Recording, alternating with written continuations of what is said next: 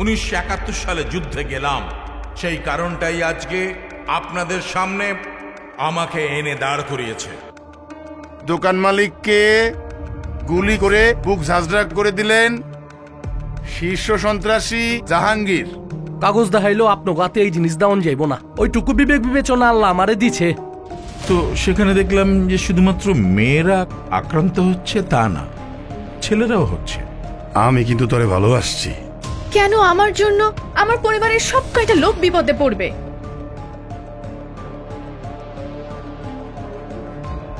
একটা কথা কই, কিছু মনে করেন না। মায়েরা রূপের অনেক দেমাক, আপনি বেশি নরম দিয়া দিছেন। এই আগুনে আমি আমার মায়েরারে হারাইছি, সে আজ পয়সা থেকে মরে গেছে। আবার সেই আগুনে আমি তোরে ঠেলা দেই কেমনে? ওইটা তো যুদ্ধের আগুন। জেসমিন তার আপন বড় ভাই জাহাঙ্গীরের বিরুদ্ধে দাঁড়াতে কোনো রকম ছাড় দেয়নি। লাবণী রাত 8টার সময় পড়াইতে যায় পাশের রোডে।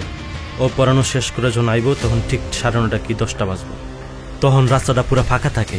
এই সুযোগে উস্তাদ কাজটা করে ফেলাইতে হইব। লাবণী দাঁড়া।